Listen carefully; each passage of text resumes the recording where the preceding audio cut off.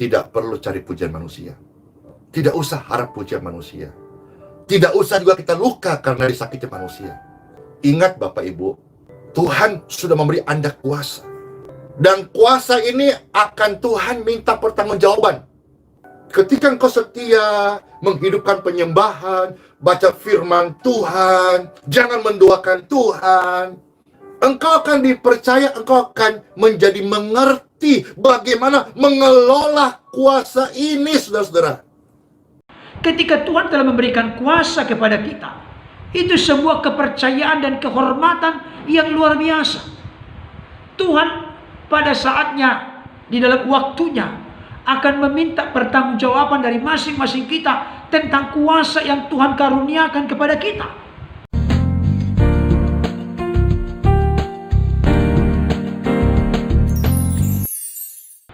Shalom. Salam sejahtera dalam kasih Tuhan kita Yesus Kristus. Jumpa kembali dengan saya Pendeta Berton Nababan. Pada kesempatan ini saya kembali akan membahas satu topik yang menarik, masih berkaitan dengan seputar pelayanan dari hambanya Pastor Andi Simon.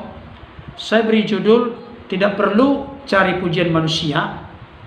Tuhan telah memberi kita kuasa dan kunci mengelola kuasa Tuhan.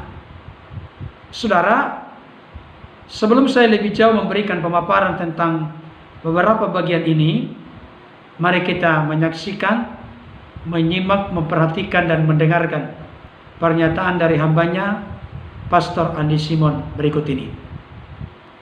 Tidak perlu cari pujian manusia. Manusia itu tidak ada yang sempurna. Manusia pun yang merasa paling benar suatu hari dikubur juga.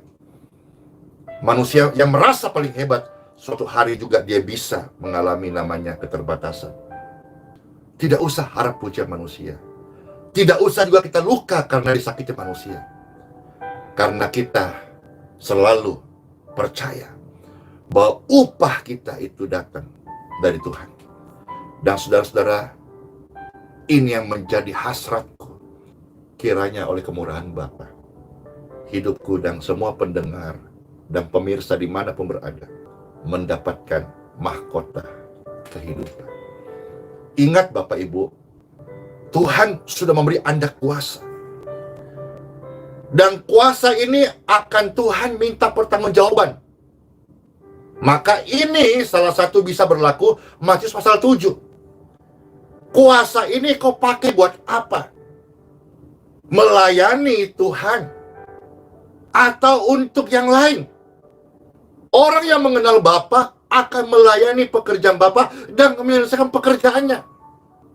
Tapi orang yang hanya menggunakan untuk dirinya sendiri, sibuk kerja, membangun organisasinya sendiri, tanpa peduli bagaimana jiwa-jiwa disembuhkan, diselamatkan, dipulihkan, Tuhan satu hari akan minta pertanggungjawaban. Aku sudah kasih kamu kuasaku, Roh Kudus. Yohanes 15:26.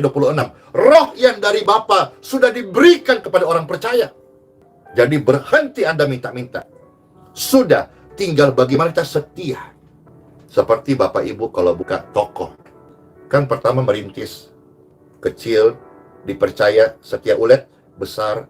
Besar, punya pabrik, punya cabang. Demikian pun bagi orang yang setia perkara kecil, termasuk berjalan dalam kuasanya. Ketika engkau setia, menghidupkan penyembahan, baca firman Tuhan, jangan menduakan Tuhan, engkau akan dipercaya, engkau akan menjadi mengerti bagaimana mengelola kuasa ini, saudara-saudara. Baik Bapak Ibu Saudara, tadi kita sudah menyaksikan dan mendengarkan ulasan dan pernyataan dari hambanya Pastor Andi Simon. Beliau menegaskan dalam pelayanan kepada Tuhan dan realitanya apa yang kita lakukan kepada sesama kita sesuai dengan potensi karunia dan talenta yang Tuhan berikan kepada kita. Beliau memberikan nasihat, tidak perlu kita mencari pujian manusia. Kenapa saudaraku? Karena manusia tidak ada yang sempurna. Ketika seseorang memberikan pujian kepada kita, ada beberapa kemungkinan. Yang pertama, bisa saja orang itu memang ada maksud-maksud yang terselubung di balik dari memberikan pujian kepada kita. Ada udang di balik batu, ada maksud-maksud yang tersembunyi. Berikutnya, ketika kita begitu terpukau dan terpesona dengan pujian dari manusia, kalau tidak hati-hati, hal itu bisa membuat kita menjadi lupa daratan, lupa kacang pada kulit. Ada orang pernah berkata, satu kali dipuji untuk Tuhan masih 100%, untuk kita 0%. Dua kali dipuji untuk Tuhan 75%, untuk kita 25%. Tiga kali dipuji untuk Tuhan 50%, kita 50%, udah 50-50. Empat kali dipuji untuk Tuhan 25%, kita 75%. 5 kali dipuji, tidak ada lagi untuk Tuhan, untuk kita semua. Ada pendapat yang disampaikan oleh seorang penginjil terkenal bernama Smith Wigglesworth. Saya selalu ingat, dan ini menjadi koreksi yang terus mengingatkan saya untuk belajar bahwa segala hormat, pujian, syukur, kemuliaan hanya bagi Tuhan. Beliau berkata, segenap diri kita tanpa Allah hidup kita. Berkurang diri kita, bertambah Allah menguasai, memimpin, mengendalikan hidup kita. Tanpa diri kita, maka segenap Allah akan menaungi, mengatur, merajai, memimpin hidup kita. Inilah yang disampaikan oleh Rasul Paulus kepada jemaat Galatia. Galatia 2 ayat 19b sampai ayat yang ke-20. Adapun hidupku ini bukannya aku lagi, melainkan Kristus yang hidup di dalam aku.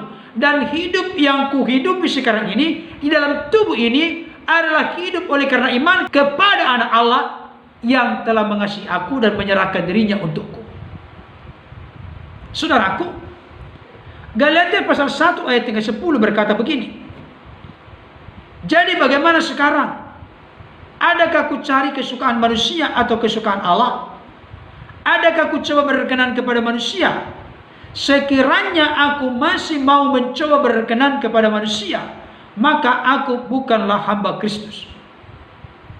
Jangan lupa, apapun yang kita perbuat dalam perjalanan hidup kita, apakah itu baik, benar di mata Tuhan, belum tentu mendapatkan respon yang positif dari semua orang. Tapi kita tidak akan mungkin menyukakan semua orang. Tujuan hidup kita adalah menyukakan, menyenangkan Tuhan. Amin, saudara. Jadi seringkali kita ini terjebak jadi menyukakan manusia, sehingga manusia memuji kita. Tapi Pastor Andi Simon dengan jelas berkata, janganlah mencari pujian dari manusia. Yang terutama serta prioritas terpenting dalam hidup kita, bagaimana kita supaya memuji, menyembah, meninggikan, memuliakan Tuhan dalam segenap hidup kita. Berikutnya Bapak Ibu Saudara, kalau kita sudah memiliki komitmen dalam diri kita bahwa segala sesuatu yang kulakukan dan kuperbuat dalam bentuk pelayanan apapun yang Tuhan percayakan, sesuai dengan karunia, potensi, talenta yang Tuhan berikan. Ada orang yang tidak suka. Tapi ketika saudara dan saya, ketika kita semua telah memiliki arah dan tujuan untuk memuliakan Tuhan, maka kita tidak akan merasa tersakiti kalau ada orang-orang lain yang tidak suka dengan kita. Karena tujuan kita bukan menyenangkan orang, tapi kita rindu menjadi berkat bagi banyak orang melalui kuasa Allah yang bekerja di dalam hidup kita dan melalui hidup kita. Itu jelas. Saudaraku yang dikasihi Tuhan, ada bagian firman Tuhan mengatakan begini. Kolose pasal 3, 23 sampai 24. Apapun juga yang kamu perbuat, perbuatlah dengan segenap hatimu, seperti untuk Tuhan dan bukan untuk manusia. Mari kita perbuat segala sesuatu, termasuk pelayanan kita, pekerjaan kita, seluruh aspek dari kegiatan kita, itu kita melakukannya dengan senang hati, dengan sukacita, dengan segenap hati. Karena segala sesuatu yang kita lakukan kepada sesama, itu sebetulnya sama dengan kita melakukannya untuk Tuhan. Dan jangan lupa, Kalau kita melakukannya untuk hormat dan kemuliaan Tuhan, Kolose 3:24 berkata, kamu tahu bahwa dari Tuhanlah kamu akan menerima bagian yang ditentukan bagimu sebagai upah. Kristus adalah Tuhan dan kamu hambanya. Saudara, segala sesuatu yang kita lakukan dengan segenap hati di dunia ini, dengan sukacita, dengan senang hati, maka upahnya bukan dari manusia. Tuhan yang memberikan upah kepada kita ketika kita telah melakukannya dengan penuh ketulusan, kemurnian, dan kesungguhan. Berikutnya, hambanya Pastor Andi Simon berkata, Tuhan sudah memberikan kuasa kepada kita. Yohanes 1:12, tetapi setiap orang yang menerimanya diberikan kuasa untuk menjadi anak-anak Allah, yaitu mereka yang percaya dalam namanya. Kisah Para Rasul 1:8 berkata, tetapi kamu akan menerima kuasa kalau Roh Kudus turun atas kamu, dan kamu akan menjadi saksiku di Yerusalem dan di seluruh Yudea dan Samaria dan sampai ke ujung bumi. Saudaraku, itu sebabnya murid-murid dilarang oleh Yesus untuk tidak meninggalkan Yerusalem sampai mereka mengalami penggenapan janji Bapa. Janji Bapa itu artinya apa? Dicurahkannya Roh Kudus.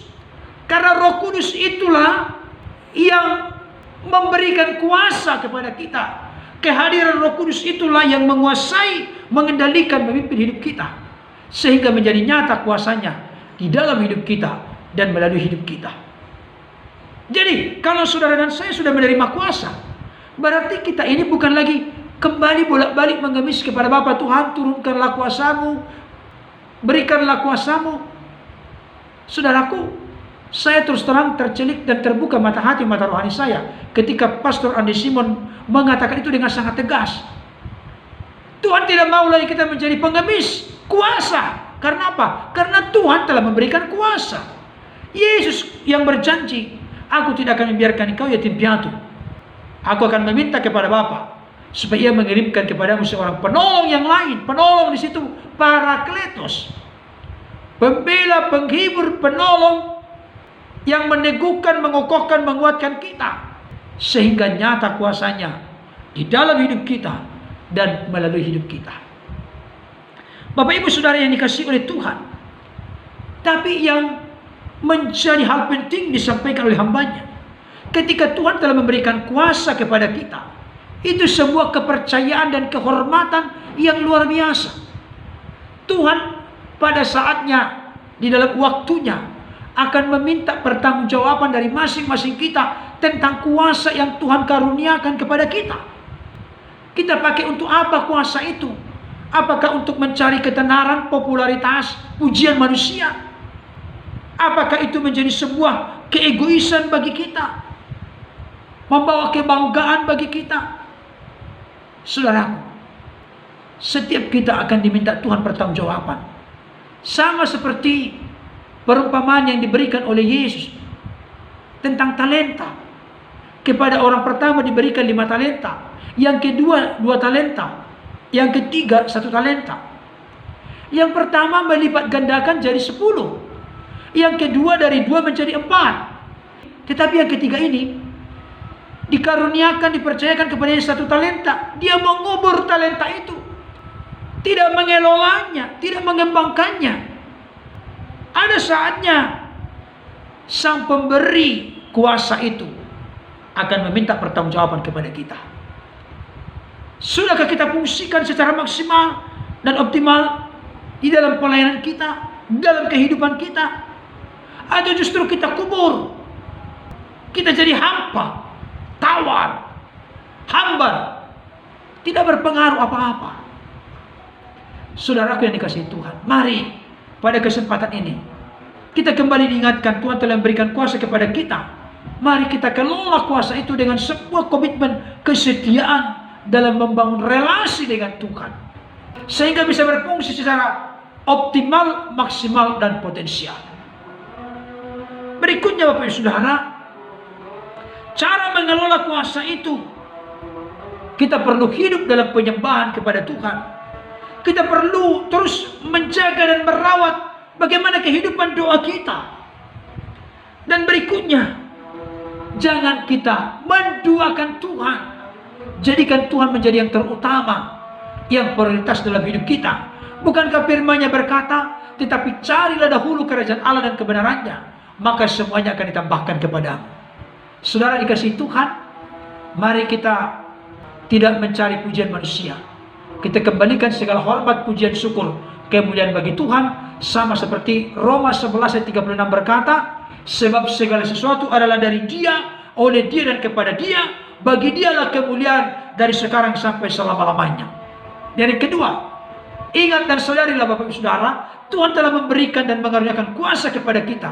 Mari kita kelola kuasa itu sehingga berfungsi secara maksimal untuk menjadi berkat yang memuliakan Tuhan dan mendemonstrasikan kasih dan perbuatan Tuhan di tengah-tengah dimanapun Tuhan percayakan kita dalam melayani pekerjaan Tuhan. Kiranya firman ini dapat menjadi berkat bagi kita. Tuhan Yesus memberkati. Amin.